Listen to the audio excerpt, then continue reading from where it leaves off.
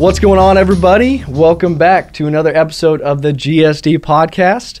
My name's Caden Cleveland. Of course, we got the director of OMS over here, Steve Harpe. Steve, you doing all right, man? Doing great. Right on, right doing on. Great. So, guys, I am so excited about our episode here. One, because it's a new format for us. We got our guest coming to us virtually, but also our guest is a pretty big deal. I don't know if you've heard of him, but he's the 28th governor of the state of Oklahoma, Governor Kevin Stitt. Governor, you doing okay? Doing great. I mean, I wish I was there joining you guys. Y'all look very relaxed, some nice comfy chairs. That's and right. Blue jeans. I didn't know it was Casual Friday at the state capitol today. I'm all dressed up in my suit. For our day, right? We have the dress for your day, Governor. So we are dressed down today, but we're happy that you're here. Absolutely. Hey, as we get started, just right out of the gate, we just wanted to give you the opportunity to say and recognize the doctors, the nurses that have been fighting COVID-19 in the hospitals, all the care workers. Is there any message you have for them right before we get into all of our normal ritual here? Yeah, I certainly want to let those healthcare workers, those folks on the front line that have been so wonderful through this whole pandemic, treating our Oklahomans, just want to say thank you. On behalf of the state of Oklahoma, I hear it all over. They're our heroes, and I have heard stories. I've had them into the governor's office, and I've heard from ER nurses and doctors and infectious disease specialists and respiratory therapists, and they're exhausted. They have been fighting this. If the regular community is exhausted, and we all are because we've been dealing with COVID for 10 months, just imagine if you were having to care day in and day out for those patients. So we really owe them a debt of gratitude, and I want to say thank you on behalf of the state of Oklahoma for keeping us safe, for flexing up other facilities. I've been meeting with their executive teams and the hospital administrators, and they've really done a really good job as we've prepared and done some things to get ready and make sure that we had the care available to Oklahomans. So to all of our team, to the National Guard, to getting PPE in our state early on, our teams just worked really hard, and I'm proud of the accomplishment of what they've done. Oh, that's awesome. Well, thank you so much. Thank you. That's amazing. Real quick, going back as we kind of get the show going here, wanted to take us back to the very start of the pandemic. And as you kind of look back at the year 2020 and everything that's been in it, can you kind of give us some feedback on all the things that you've been through? Maybe take us back to that first Thunder game. I know that there was a lot of things that happened there in that one evening. Yeah. Well, first off, 2020, I mean, normally the years kind of go by quickly and the older you get, but 2020 has felt like it's just slowed down to a crawl. I can't believe it feels like it's taken so long. It feels like 5 years ago that March happened. But yeah, March, Commerce had invited me to visit a company. We were trying to recruit to Oklahoma, and I went to the Thunder game that night and met with the company. And literally, the game tip-off was 7 p.m. and about 6:55, I get a phone call from my commissioner of health. And basically, I took it. It was right when COVID was starting to happen. And basically, to make a long story short, he told me that one of the Jazz players flying in had tested positive. We took him over to OU Med, tested positive, got the results back, and so he was quarantined. What should we do? And I said, well, who knows? And they said, you're my first phone call. And so I went and got Clay Bennett, and we met in the conference room. We sent the teams back to the locker rooms. I mean, they were out for the tip-off. And we kind of convened there. We called Adam Silver, the NBA commissioner, and we were asking what the NBA's policy. At that point, they had no idea. And Clay Bennett was telling him, hey, I've got the governor right here. And we had our health commissioners on the phone. And basically, we made the tough decision to orderly, stop that game. And then 5 minutes after we canceled the game, the whole NBA season canceled and kind of everything's stopped. And so we've done some Fox News, we've done some things, and really that's when it all started, when the world kind of really slowed down with COVID, and it's happened right there in Oklahoma City. So from that to since then, we have had COVID briefings every single night for the last 10 months. And our team's done a great job, but we look at how many PPE gloves are in this hospital or that hospital as we were preparing our strategic supply, to how many hospital beds, to ventilators, meeting with epidemiologists to prepare. I did about 30 some different executive orders to slow the spread. And we've been communicating, I think, very well with Oklahomans. And you got to remember, my first #1 goal was to protect the health and lives of Oklahomans. And number 2 was to keep our businesses open safely.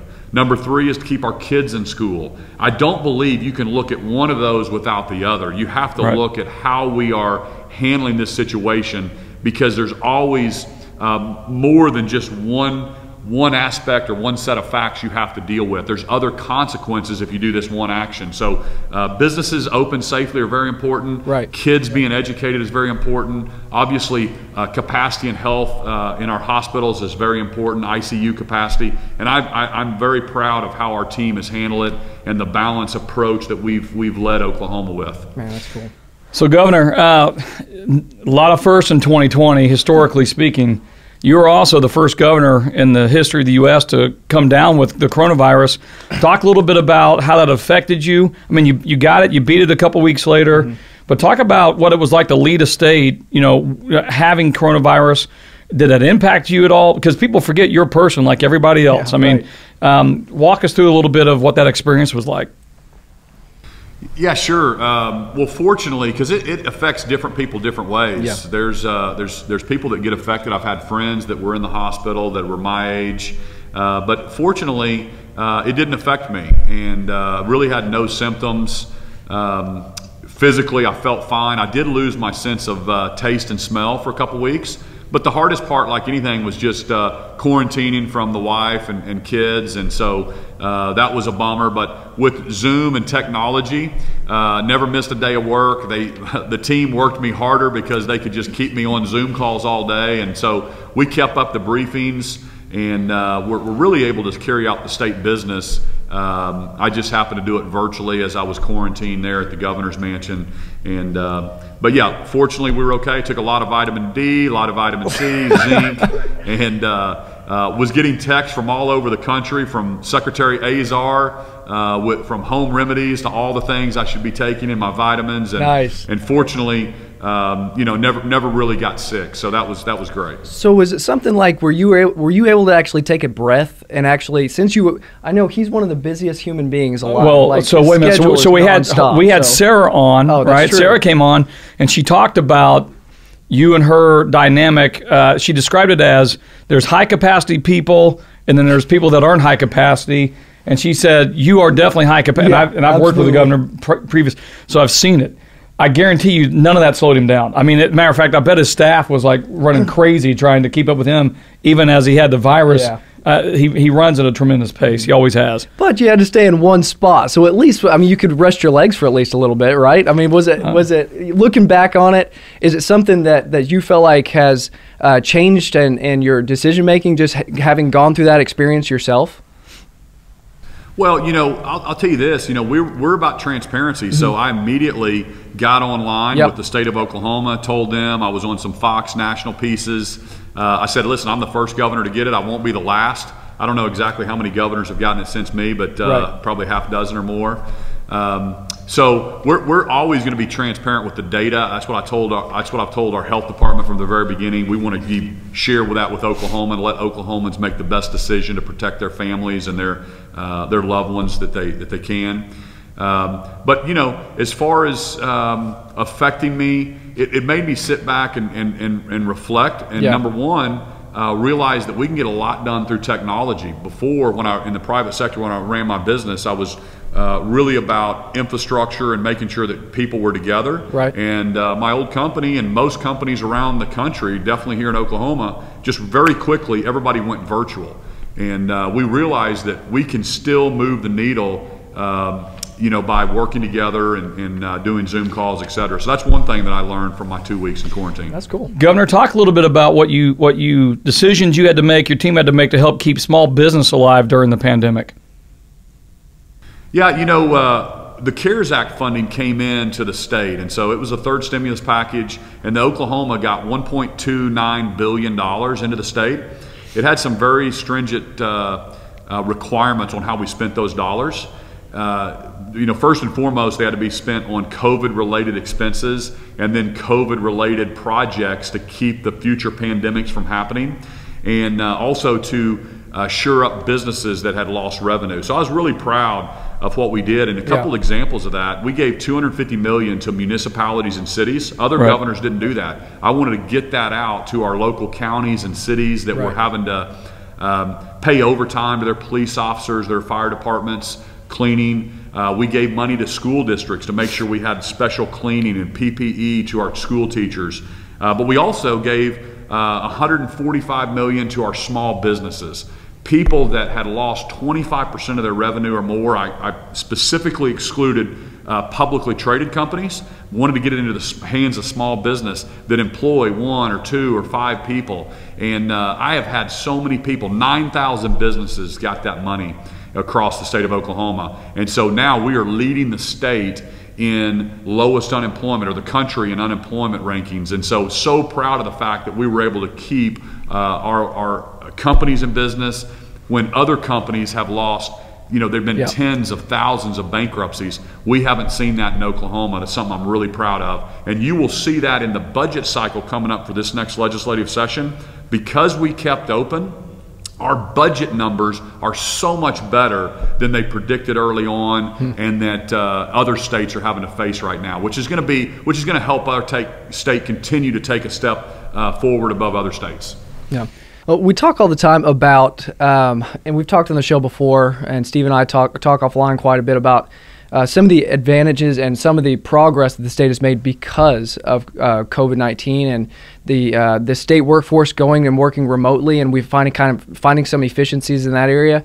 Can you kind of talk to some of the changes that have happened just with state operations and where you see some advantages and some of those that may even continue after the pandemic? I mean, there's so many, with $1.2 billion getting out the door, there's so many good projects out there. I mean, we're able to, because we knew that we had to develop a online workforce, OMES has really taken advantage of this, and they are looking at going to the cloud and setting up infrastructure to be able to promote distance work, helping broadband across the state, and our young people in our schools having to do virtual learning. We have learned so much about how technology can be used for good and get the best teachers piped into around the state. Hope centers, that's something else I'm proud of. We spent $15 million to Hope centers around the state where young people could come in and the most vulnerable children and their caregivers can come together and help with technology.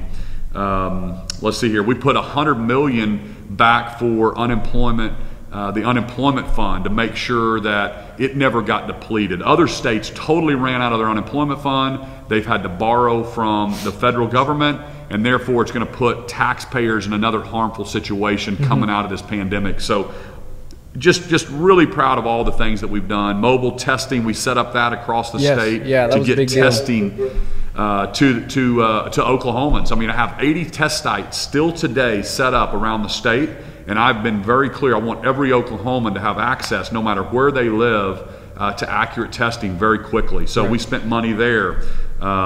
Long-term care, infectious disease program, we put $35 million towards that. So just really proud of what the team has done, getting those dollars to Oklahomans. Supply chain, we got to the different food pantries around the state. We had to shore some of that up because there were hurting Oklahomans. Eviction, $10 million for eviction program to help people that had lost their jobs. So really proud of everything we did. We tried to cover the gamut and get that money out where it was needed the most. So Governor, now that the vaccine's been announced, which is awesome news, it gives people some hope.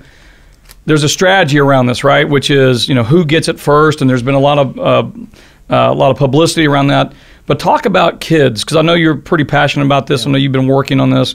Talk about how important it is to keep kids in schools, protect the teachers, and what the state's considering or what we've been working on in that space. Yeah, thanks for that question. From the very beginning, we asked the schools, what do they need to get open to educate our young people? Because I knew back in March, this was still going to be here in December. And it's still going to be here in January. It's still going to be here in March and April and May. So my whole point was, let's figure out how we can live with this, how we can be safe. It is not practical to have a bunker in place mentality. Some states you're seeing them do that, and I think you'll see the consequences of that coming out of it.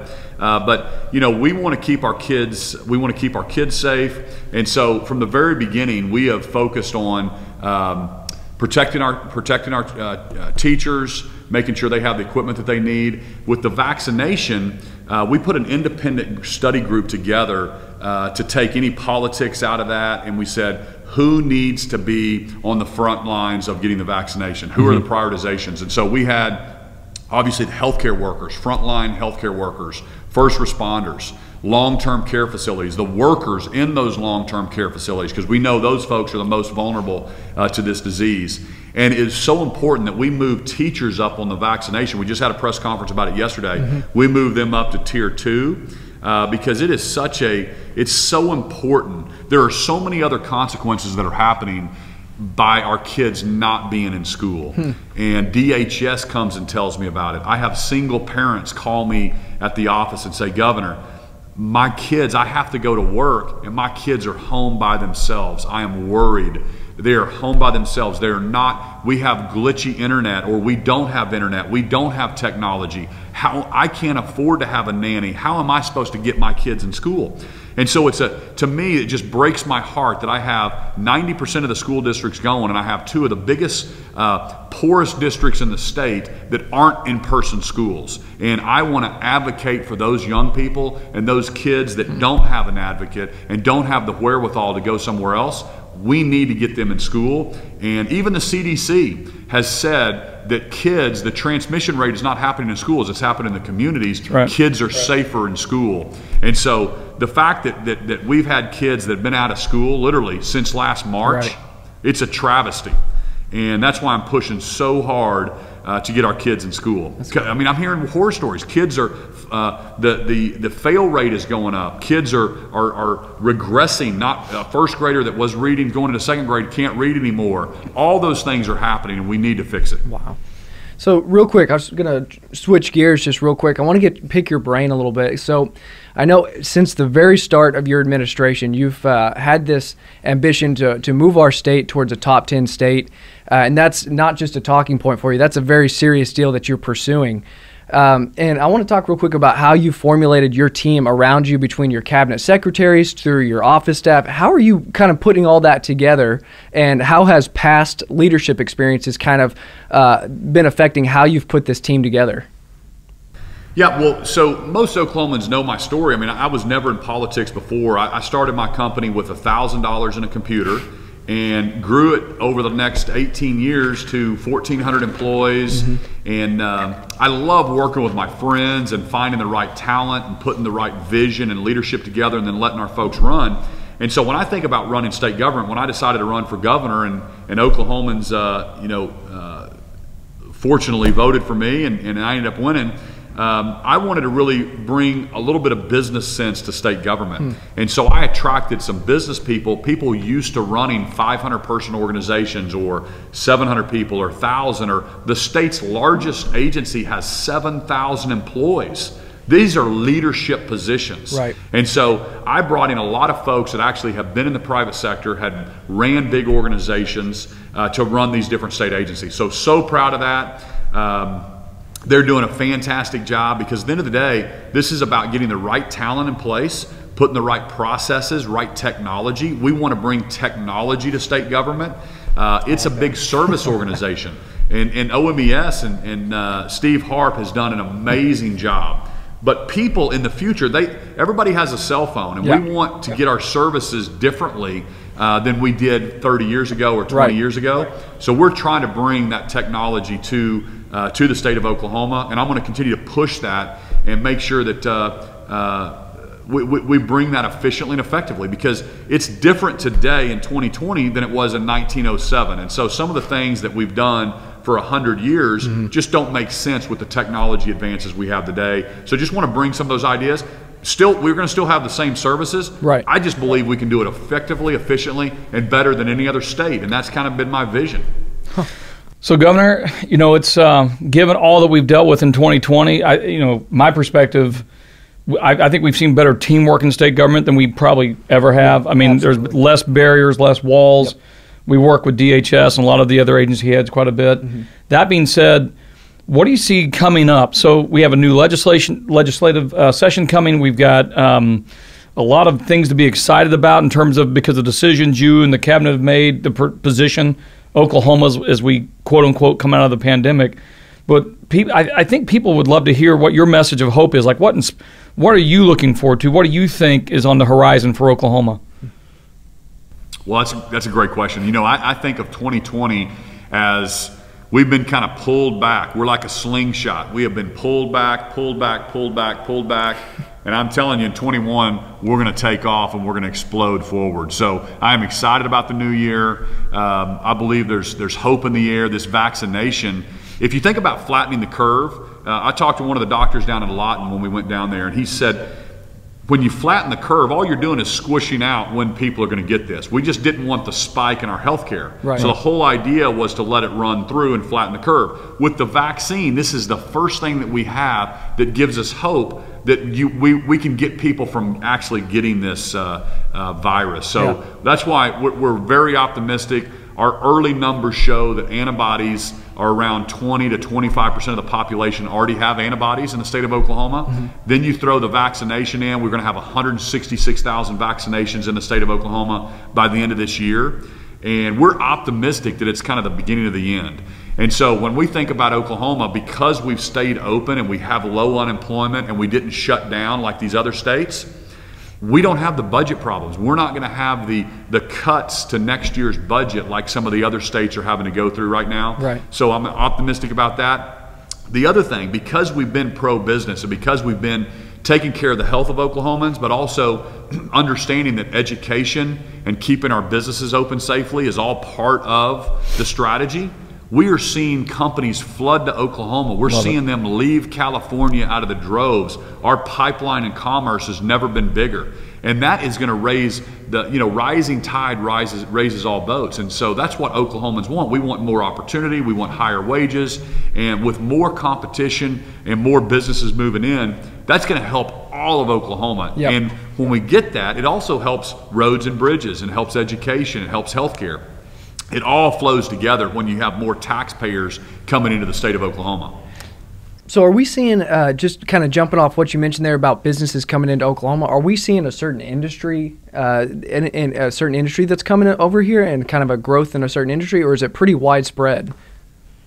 I meet with companies all the time from the film industry. We're getting a lot of looks from film industry. The Reagan movie was just filmed in Guthrie. I just met with other producers. We have 2 new sound stages, one in Tulsa going up, one in Oklahoma City at the old Cox Center. So movie industry, we've got obviously aerospace, aviation. We've been announcing some drone technology moving to Oklahoma. Just met with an Israeli company yesterday that's moving into Tulsa, and they're bringing another 150 jobs formerly in Israel. They're moving over to Tulsa because of the bidding and the contracts they win from Tinker. So, aviation's a big one, defense, aerospace, but also things you wouldn't think about. The film industry's one. Technology is something that we're obviously pushing hard for, battery technology. So really, we're all of the above. One of the things that Commerce, they've got a specific strategy for auto part manufacturers. We're going hard and heavy after that. Auto companies moved kind of to the southeast. They're running out of talent. They're running out of labor. And it's kind of moving over here on some supply chain to some of those auto manufacturers. So we're going pretty hard after that sector as well. Oh, that's exciting. That is super cool. Governor, is there anything you want to, so let's back up. When I was fortunate enough for you to appoint me as director of OMES this past January, it's been an amazing ride. We've got great people at OMES. I think to some degree we just had to kind of get out of their way and let them go do some really great stuff with our partners in the agencies. You came to the Information Services Division last September and gave them a great message.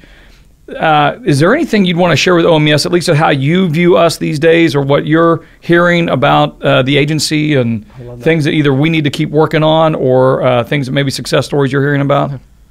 Yeah. So, well, first off, all I hear is positive about OMES right now, and that hasn't always been the case. When I came into office, there was some maybe a little concern about the agency or how it worked with others. It was a new agency that had taken some consolidated services from other different agencies, but I just can't commend your team enough on how they're working across lines to other state agencies, really partnering with them, providing great service. Having a customer service mindset is something we want to bring to state government, not only for our employees, the way we service our employees here, but also the way we service Oklahomans.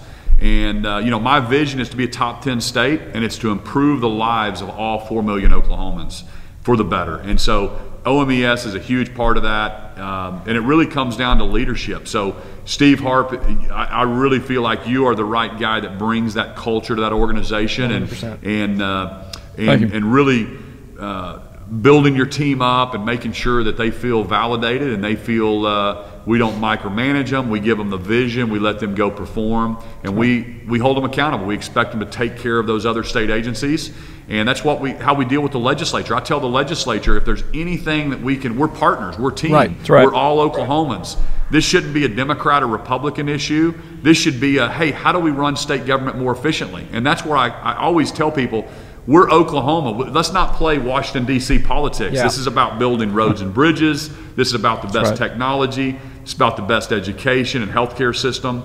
And so that gets exciting. And so that's why if I hope Oklahomans that watch this will see when people just take shots and it's just all political, it's like, that's not me. This is about moving the state forward. And again, I was never in politics before, so it's taken me a while to learn, well, why are they doing that? Because we're supposed to be delivering better services. So again, people can see through that. I know Oklahomans see us moving the needle in Oklahoma, and we're going to keep doing that. The state agencies that I run, that's the atmosphere that we're going to be bringing to Oklahoma. That's awesome. You mentioned the legislature. Is there any, with this upcoming session coming pretty quick, is there any areas that you're really focusing on and working with the pro tem and the speaker to move the state forward in that area? Yeah, so have a great relationship with the pro tem and the speaker. We've actually already done an off-site strategy session, and I just went and spoke to the Senate caucus and the House caucus. We'll get back together in January for another off-site to come up with our Oklahoma plan. And so we're going to go into the session with a very clear 4 or 5 point strategy.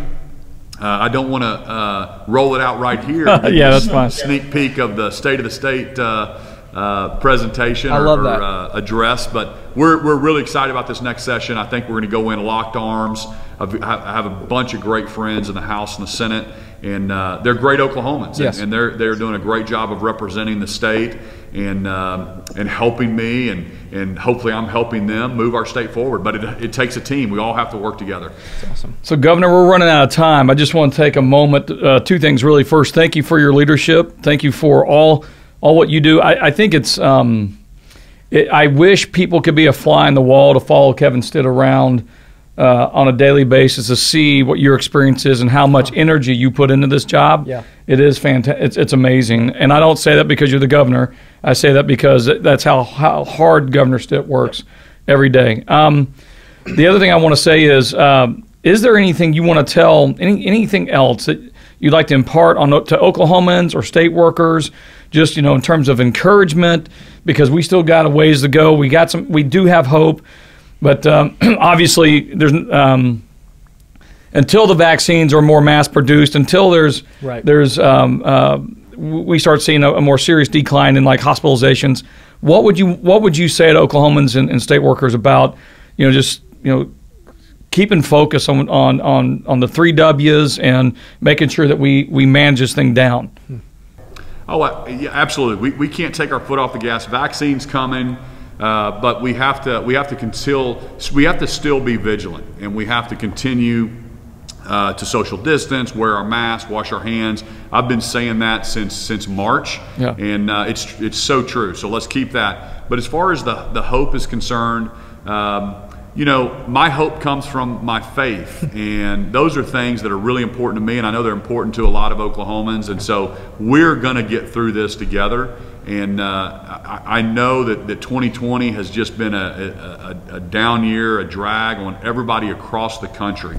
But I'm very optimistic that 2021 is going to be a fantastic year, that we're going to slingshot forward. Some of the things we've done in 2020 to prepare Oklahomans for that growth, I think we're in much better shape than other states. And so even the businesses that have survived, there's less competition from other states. I think Oklahoma businesses are going to continue to grow. That means more wage growth for Oklahomans, more money in the state coffers, so we don't have to cut budgets. We continue to be efficient, effective with how we deliver services to Oklahomans. So very hopeful about 2021. And again, just continue to be safe out there, and want to wish everybody a Merry Christmas, Happy New Year, and let's go make it happen in 2021. Governor, it's been an honor to have you today. Thank you for joining us. Caden, you have anything to close out with? No, nothing. Just thank you so much again for just taking the time to sit down with us for a little bit. You know, the whole purpose of this podcast is just to provide a platform of to show how Oklahomans are being served. So thank you for all you're doing. I really do appreciate it. Thanks, Caden. Thanks, Steve. Come see me. And thanks so much, Oklahoma. We are going to get through this. Sounds good. Thank you, sir. Guys, if you're listening online, thank you so much for tuning in. Governor Stitt, we'd love to have you back sometime soon to kind of recap some of these topics again here in the future. But if you're listening online, thanks for listening. Be sure to like and comment. And I guess we'll see you again on the next episode of the GSD Podcast. Yep. See you guys soon. Thanks, guys. Bye.